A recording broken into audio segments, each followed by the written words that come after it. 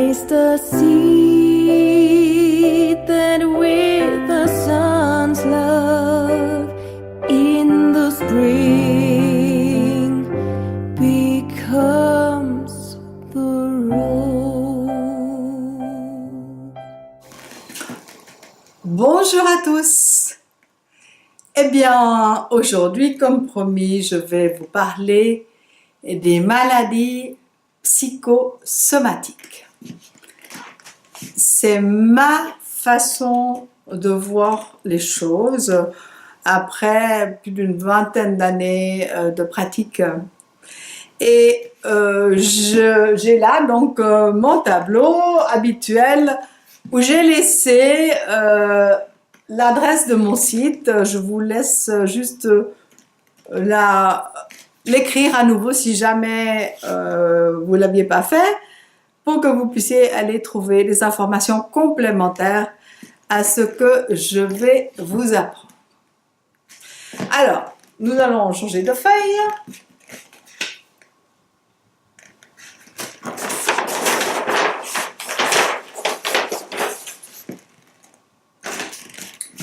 Et je vais vous dessiner un iceberg. Pour les personnes d'entre vous qui ont déjà lu mon livre, ben vous l'avez vu parce qu'il est un peu en début de livre, mais je vous le redonne parce qu'il est juste une manière très pratique d'exprimer la problématique. Donc je vous dessine très schématiquement un iceberg.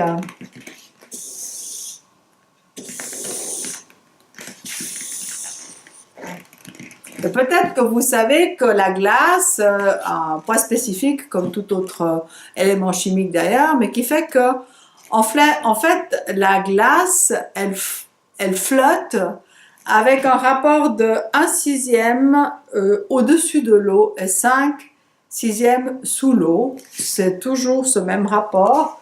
Ça fait à peu près quelque chose comme ça. Voilà. Et donc là, on a la partie visible de l'iceberg et là, on a la partie invisible de l'iceberg. Entre la partie visible et la partie invisible, nous avons un niveau, c'est le niveau de l'eau, qui fait la différence. Au-dessus, c'est visible, en dessous, c'est invisible. Et c'est la même chose pour notre psychisme. Nous avons une partie qui est consciente et une partie qui est inconsciente. Et en fait, vous voyez que la partie inconsciente est bien plus importante que la partie consciente. Et ce qui fait la différence entre les deux, c'est le niveau de conscience. Alors, de nos jours, c'est encore bien plus facile d'imaginer notre psychisme selon le modèle de l'ordinateur, en disant là il y a le disque dur et là il y a l'écran. Sur l'écran, on peut voir qu'est-ce qu'il y a dans le disque dur, mais on ne voit jamais tout en même temps. Donc notre disque dur, il enregistre des choses tous les jours. Tous les jours. Depuis que nous sommes, même in utero probablement, nous enregistrons constamment des sensations, des impressions, des moments bien, avec des émotions positives, des moments de stress, peut-être des douleurs, enfin nous enregistrons plein de choses. Et nous les oublions comme dans notre mémoire vive au fur et à mesure, comme je vous ai déjà expliqué dans la première vidéo, c'est que heureusement, notre cerveau ne maintient pas tout en état actif au niveau de la mémoire, et donc la plupart des choses, elles passent, elles glissent, mais dans le disque dur, ce n'est pas effacé. C'est comme un ordinateur, si on n'a pas été appuyé sur delete ou déprogrammé, reprogrammé autrement des programmes, ben, sont toujours là. Hein. Même si on éteint un ordinateur pendant 50 ans, quand on va le rallumer, ben, il y aura toujours les mêmes programmes. Donc en fait, on enregistre tous les jours Et je vais vous dessiner ça de manière extrêmement schématique pour faire des petits ronds pour dire ce qui est sympa. Donc toute notre vie, nous enregistrons des petits ronds comme ça, des trucs sympas. Et puis, nous enregistrons aussi des trucs pas sympas. Et je fais exprès des différences de forme pour dire ce qui n'est pas sympa. Et tout ça, ça va un peu se mélanger. Mais le niveau, là, il n'est pas totalement imperméable, autrement ça ne servirait à rien. D'ailleurs, le niveau de l'eau, il n'est pas totalement imperméable non plus. Il y a de la pluie qui tombe et il y a de l'évaporation qui se fait. Hein. Et là, c'est la même chose, conscient, inconscient. Il y a des mini-échanges quand même. Voilà. Et quand on a beaucoup de bonnes expériences enregistrées, je vous rappelle que ça enregistre aussi dans notre ADN, hein, n'oubliez pas l'épigénétique, mais dans l'inconscient, c'est enregistré bien, c'est sympa, ça va donner des bonnes sensations comme ça, de bien-être, de confiance en soi, de confiance en la vie, de positivisme, enfin, etc. Ça va donner des bonnes sensations, une bonne base, une bonne sécurité de base sur laquelle on vit. Quand on a des choses négatives qui sont enregistrées, après c'est une question de plus ou de moins. Je veux dire, si vous avez enregistré 56 choses positives et 3 négatives, ça va, et puis si c'est à l'inverse, il va y avoir des problèmes. Donc, à un certain moment, vont apparaître là des sensations négatives. Ça, c'est un gros truc. Alors, là. Voilà. Pour dire, en fait, au conscient que là, il y a des problèmes qui ne vont pas. D'accord? Et le conscient, lui, ne comprend rien. Parce que là, on va écrire quand même, conscient, inconscient,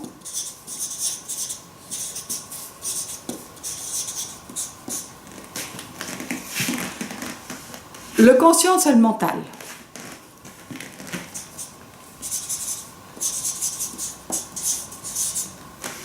Et le mental, lui, il ne comprend que le langage verbal.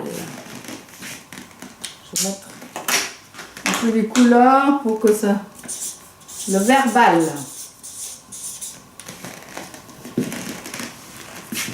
Et l'inconscient,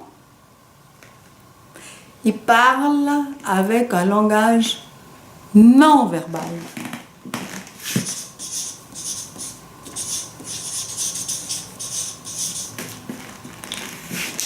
C'est comme ça que le psychisme s'est débrouillé pour qu'il y ait quand même une limite. Parce qu'autrement, on aurait fait comment? Pour qu'il y ait une limite, c'est juste... Autrement, tout se serait tout le temps mélangé. Et comme le psychisme a réussi à mettre cette limite assez extraordinaire entre le verbal et le non-verbal, le conscient ne comprenant que le verbal, ça va. On n'est pas trop envahi. Sauf quand tout à coup ça déborde. Et quand on n'arrive plus, quand il y a trop d'énergie négative, ça va commencer par donner des sérieux problèmes.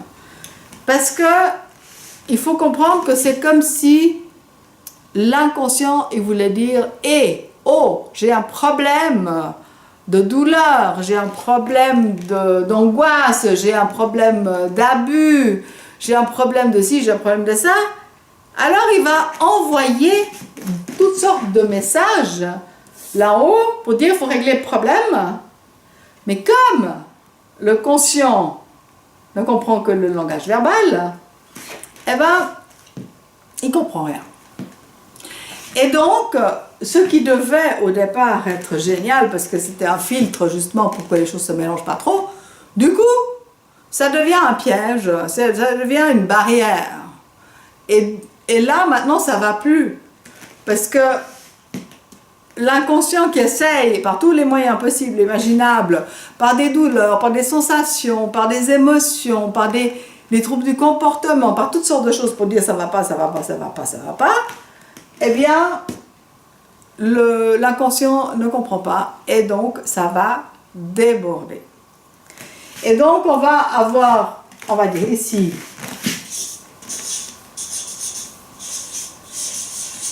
je sais pas si vous arrivez encore à le voir. Ah non, c'est trop bas, du coup.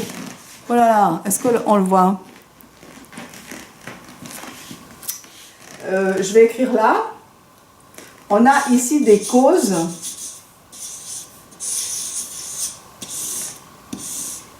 Et on a ici des conséquences. Des conséquences. C'est-à-dire des symptômes.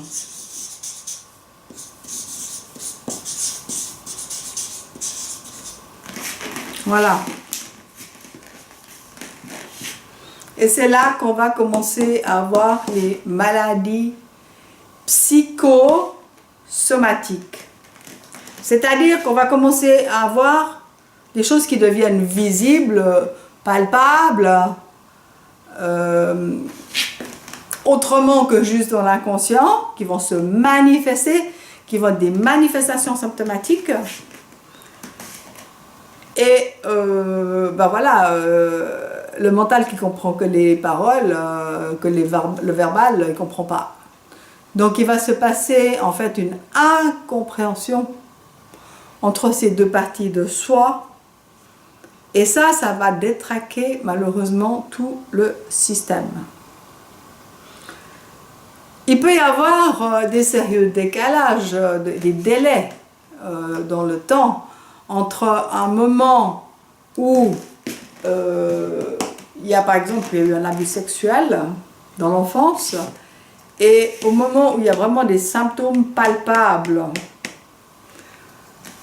au niveau de toutes sortes de troubles génitaux ou comportementaux. Il peut y avoir plusieurs années de délai où on a oublié les choses et puis tout à coup, boum, ça remonte. Probablement qu'il y avait déjà toutes sortes de signes d'appel, mais on ne les a pas observés. On n'a pas fait attention. Et tout à coup, il y a tout qui nous explose à la figure. Alors, il y a toutes sortes de douleurs, toutes sortes de manifestations. Mais, en général, elles ont un sens aussi par rapport à la localisation.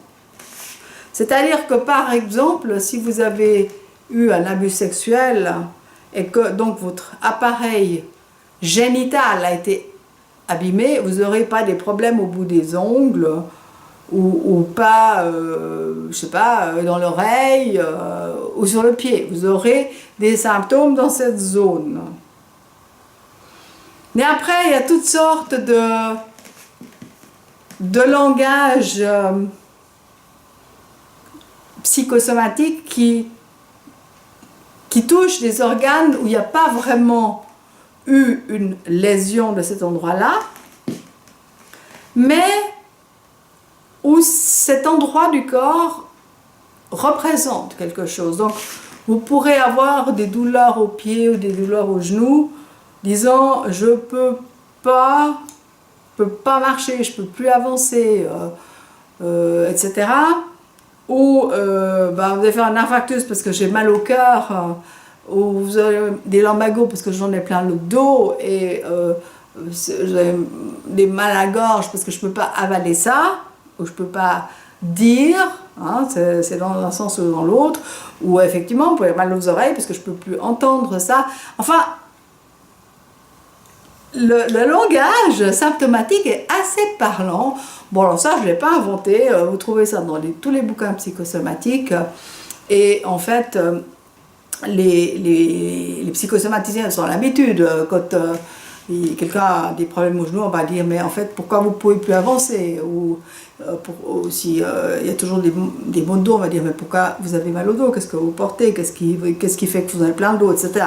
Donc on utilise ce langage et les patients, en principe, le comprennent assez bien. Et en fait, le problème, c'est que ils y attachent de l'importance beaucoup trop tard. C'est-à-dire que au départ, quand il va y avoir un dérèglement du système, on va avoir quelques petits symptômes par-ci, par-là, et puis la personne, elle va juste pas faire attention. Elle va dire, oh, bon, c'est rien, machin, etc., ça passera, etc.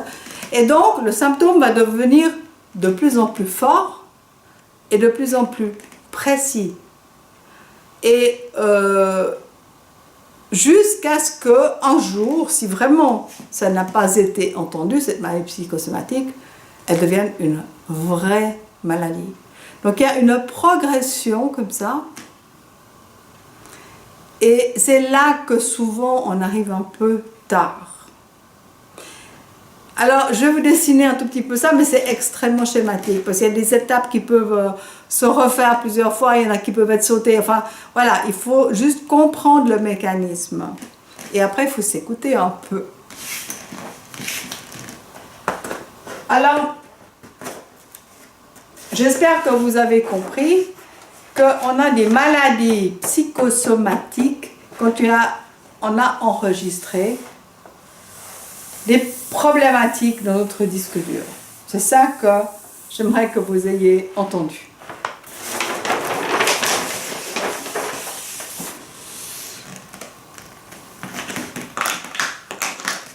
Et donc, si on écrit juste un tout petit peu ce schéma, au début, il n'y a rien ou pas grand-chose.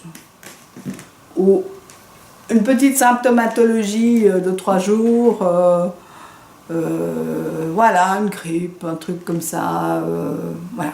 Une banalité, ce qu'on prend pour une banalité, on va mettre banalité.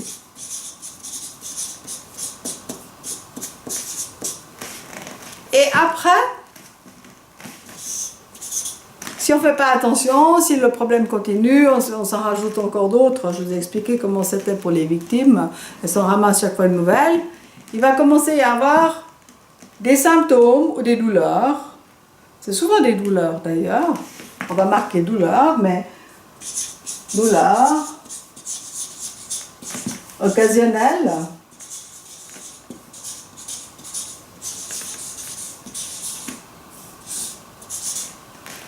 Et après, on va rentrer progressivement dans les douleurs chroniques.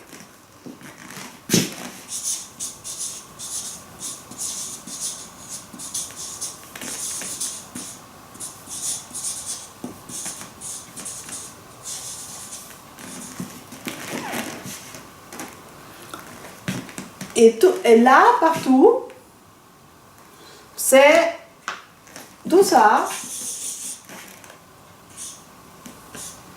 c'est des symptômes psychosomatiques.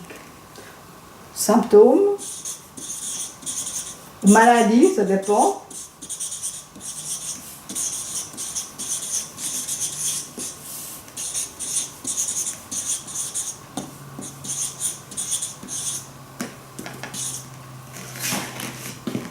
On dit maladie quand il y a quelque chose qui s'est un peu organisé.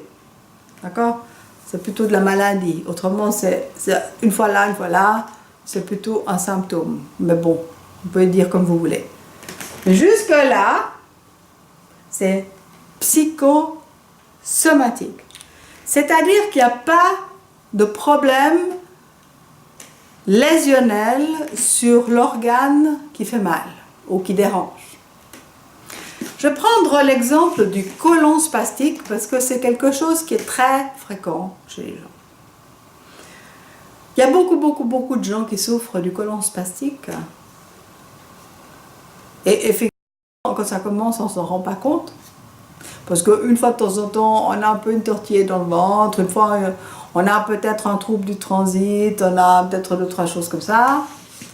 Et ça va commencer à faire de temps en temps mal. Assez mal quand même.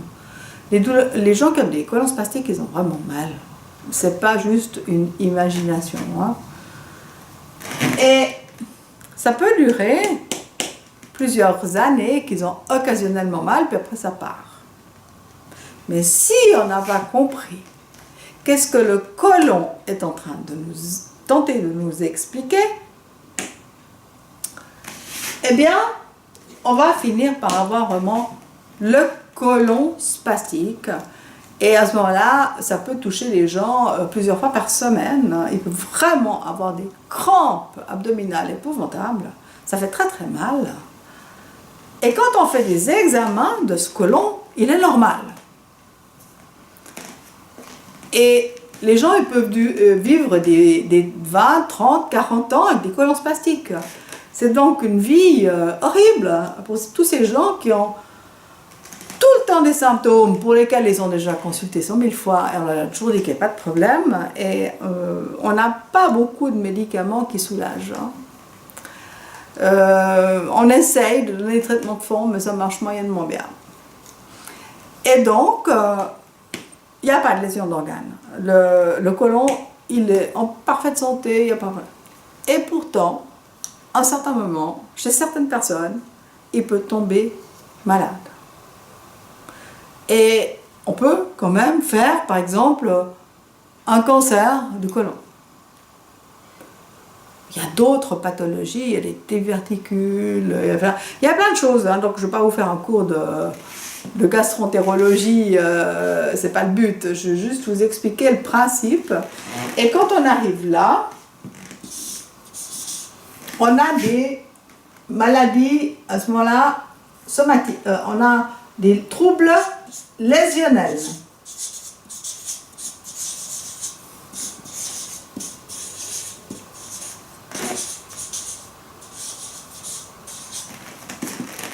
Cette fois, il y a une lésion.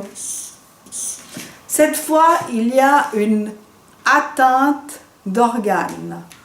Donc, on n'est plus dans une maladie psychosomatique, on est dans une maladie somatique. J'essaie de voir ce que je vais faire. Voilà. Et là, on est dans du somatique.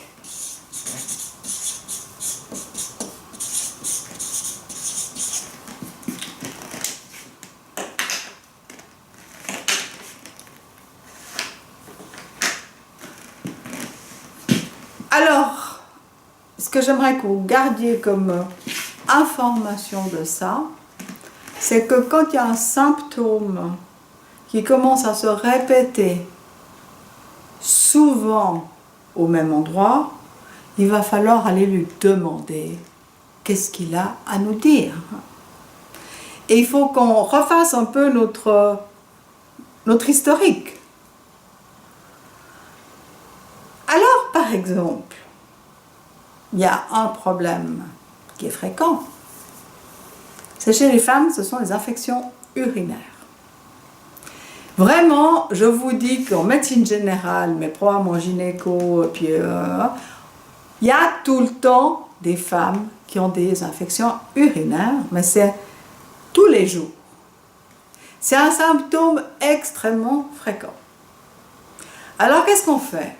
On dit, oh, ma pauvre madame, vous avez des infections urinaires, on va prendre des urines, on va les examiner, on va faire un antibiogramme, on va faire des cultures d'abord de bactéries, après on va faire un antibiogramme pour voir si c'est une bactérie, à quoi elles sont sensibles, et on va traiter. Mais, si c'était juste occasionnel, c'est une fois, bon c'est bon, si ça revient, on se retrouve dans des situations où on a vraiment des cystites et en fait, quand on examine les urines, elles sont normales. Et alors là, il n'y a plus personne qui comprend rien parce que ce sont des urines qui sont entre guillemets stériles, il n'y a plus de bactéries, mais il y a la même symptomatologie. Et là, les médecins sont très embêtés, ils ne savent plus que faire. Ils ne comprennent pas ce qui se passe. Et ils sont démunis. Alors, ils font quoi? Ils prescrivent encore des antibiotiques, mais ça ne sert à rien parce qu'il n'y a pas de bactéries. Et là, on ne capte pas le message. Et je peux vous dire que les infections urinaires, c'est un des symptômes les plus fréquents, devinez, d'abus sexuels. Mais jamais aucun médecin y pense. Jamais aucun médecin pose cette question. Et comme la plupart des femmes qui ont subi des abus sexuels n'en ont pas parlé, ou rarement, ou n'ont pas eu d'écoute, et comme les médecins n'ont pas eu de formation là-dessus, personne n'y pense.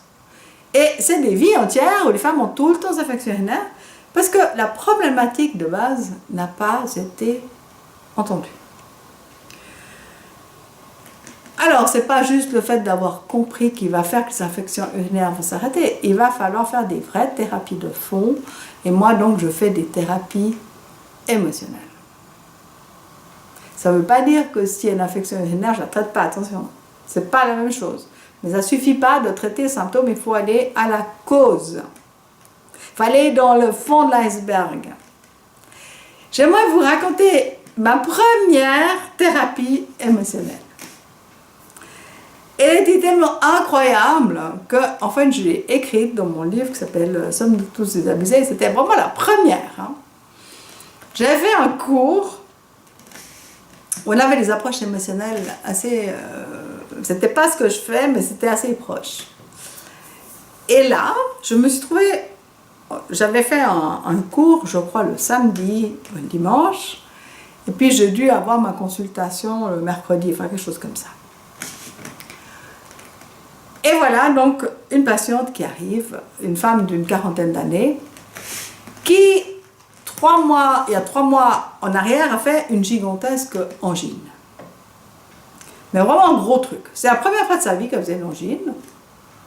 Alors bon, je me suis dit, elle fait une angine, quoi. C'était encore très, très généraliste, très somaticienne, traditionnelle. Je n'ai même pas pensé qu'il y avait un symptôme là derrière, vous voyez. J'ai quand même un peu évolué. Mais enfin bon, j'ai donné les antibiotiques. Bon, ok, ça va mieux. Ça. Un mois plus tard, elle refait une angine. Alors, raisonnement traditionnel du médecin somaticien généraliste, je me dis, oh, j'ai pas dû donner le bon antibiotique. Alors je me suis dit, bon, ben, j'avais été faire un traitement à l'aveugle. Cette fois, je vais faire... quelque chose de plus ciblé, je vais faire un frottis de gorge, on va faire une culture, on va voir qu'est-ce qu'il y a comme bactéries, on va traiter plus spécifique. Donc c'est ce que je fais, ça passe.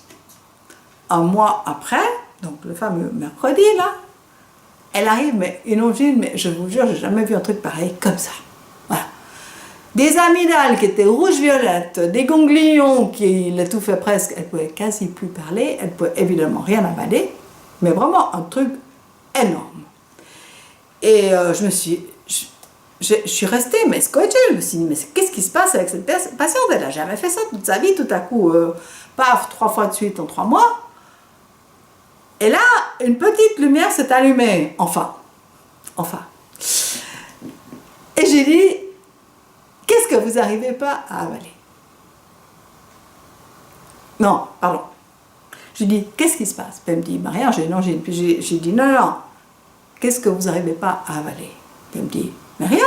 Je dis, si, il y a quelque chose que vous n'arrivez pas à avaler parce que votre corps, il me dit. Alors, vous n'avez pas compris. Donc, cherchons, qu'est-ce qui se passe? Mais j'assure, rien. Je dis, non, mais on va prendre un chapitre après l'autre. Est-ce que c'est sentimental? Est-ce que c'est familial? Est-ce que c'est professionnel? Puis elle me dit, oh, j'ai bien ma collègue qui m'énerve. Et j'ai dit, ah bon? Et alors, j'ai dit, vous avez les boules, quoi. Elle me dit, ah oui, j'ai les boules. Je dis, mais alors qu'est-ce qu'on va faire? Je lui ai dit, écoutez, je vais vous faire une thérapie émotionnelle. Je dis, je vous expliquerai une autre fois parce que je n'avais pas beaucoup de temps. Et j'ai commencé à faire une thérapie émotionnelle avec elle. Et j'ai dit, qu'est-ce que vous allez faire maintenant avec cette collègue? Elle me dit, oh, mais je vais lui faire bouffer le téléphone. Et j'ai dit, très bien, faites-lui bouffer le téléphone. Donc c'était tout dans un état hypnotique, donc elle peut se l'imaginer.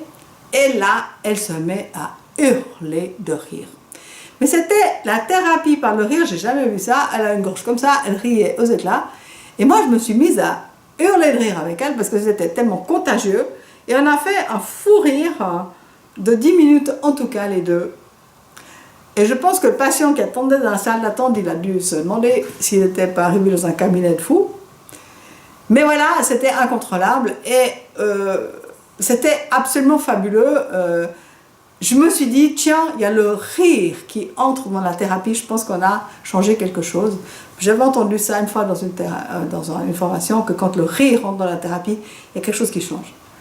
Et je me suis dit, demain, elle aura plus mal. Voilà, c'est vraiment ce que je me suis dit. Et du coup, je ne lui ai pas prescrit d'antibiotiques, je lui ai prescrit des anti-inflammatoires parce que franchement, la pauvre, elle était dans un état. Et je me suis dit, demain, elle aura plus mal. Et elle part, elle revient 5 minutes après, elle frappe à la porte, elle me dit, vous avez oublié de me donner l'ordonnance pour je sais pas quoi. Puis je dis, ah oui, c'est vrai, j'ai oublié. Alors je prends l'ordonnance, je sors à la réception, je laisse le patient encore pas 3 minutes tout seul. Et là, elle me dit, vous savez, j'ai plus mal. Et je l'ai regardée, et j'ai dit, mais c'est hallucinant, ça fait 10 minutes qu'on a fait bouffer le téléphone à l'autre, et elle a plus mal. Et ça a été vraiment ma première thérapie émotionnelle, une des plus efficaces que j'ai jamais vues. Elle est venue 2 semaines après pour autre chose, elle me dit, mais vous savez, l'autre soir, je suis sortie de chez vous, je n'ai plus eu mal du tout. Et ça ne s'est plus jamais présenté. C'était vraiment impressionnant. Et il aurait fallu filmer. Voilà, je n'ai pas pu filmer, il aurait fallu filmer. Voilà, c'est ça, la psychosomatique. D'accord? Donc, quand vous avez des symptômes qui viennent, posez-vous des questions sur ce qui vient de se passer. Chaque fois que j'ai un patient qui vient ici et qui tout à coup arrive avec une grippe, pas possible, je sais pas quoi, je lui dis, qu'est-ce qui s'est passé? À chaque fois, il me dit, j'ai eu la grippe. Je dis, oui, je sais, mais hier, vous n'avez pas eu la grippe. Il y avait des virus aussi, pourquoi hier vous avez résisté et pas aujourd'hui? Et des fois, on prend l'agenda, on regarde, c'était quel jour, etc. Et en refaisant des recoupements, on voit à quel moment le système s'est détraqué. Et souvent, c'est dans l'heure qui a précédé le symptôme. C'est très précis. Et tout ce qui est notamment de l'ordre des infections, voilà, des infections urinaires, des infections de l'ORL et tout ça, c'est très précis. C'est dans l'heure ou des fois même plus rapide que ça, parce que je l'ai observé chez moi, bien sûr. Je suis ma première patiente. Quand j'ai tout à coup mal à la gorge, je me suis dit, attends, qu'est-ce qui se passe là? Et je retrouve, c'est dans 5 minutes, 10 minutes avant, il y a un truc qui s'est passé, qui n'était pas OK, et j'arrive à ce moment-là à voir qu'est-ce que c'était et à rectifier la situation avant que ça prenne des ampleurs comme ça. Et donc, on a même maintenant une explication de la psychoneuroimmuno-endocrinologie. Vous voyez, ça devient très très spécifique, où on voit que quand il y a un choc émotionnel, l'effet du choc fait donc une sidération, et l'effet de sidération va paralyser le système immunitaire pendant 1 heure à 1h30. Et c'est à ce moment-là que tous les virus que vous portez sur vous vont pouvoir se développer. Voilà. Donc, le système était compréhensible avant la psychoneuroimmuno-endocrinologie, mais maintenant on a une explication pourquoi c'est comme ça. Et donc, c'est important que nous écoutions nos symptômes psychosomatiques parce qu'ils nous expliquent où est le problème. Et quand mes patients viennent et puis que je leur dis qu'est-ce qui s'est passé, ça les agace profondément parce qu'ils ont juste la grippe. Et chaque fois qu'ils reviennent, je refais la même chose, donc à la fin, oh, ça suffit. Et maintenant, quand ils viennent, et que ça fait 6 mois, une année qu'ils viennent me trouver, ils disent, alors écoutez, j'ai une grippe, mais je sais pourquoi. Voilà. Et la personne a appris à écouter ces symptômes psychosomatiques, et ça va éviter de faire des maladies graves après. Parce que le corps est intelligent, et si vous envoie les symptômes, c'est pour qu'on les écoute, c'est pas qu'on essaye de les balayer, ça n'a pas de sens. Donc, si on a un symptôme, on dit, mais qu'est-ce qui se passe? D'accord? Et on arrive à décrypter, on devient de plus en plus intelligent au point de vue de l'émotion pour comprendre qu'est-ce que le corps nous dit, et le corps ne se trompe jamais. Voilà, c'est le mental qui se trompe, mais le corps, il est hyper précis.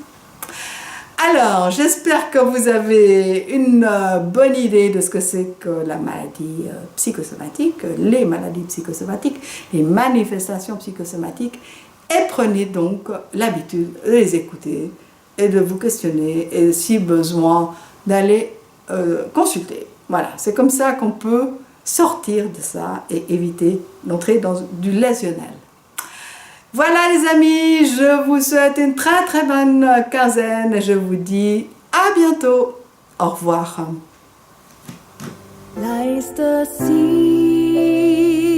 that with the sun's love in the spring becomes the rose.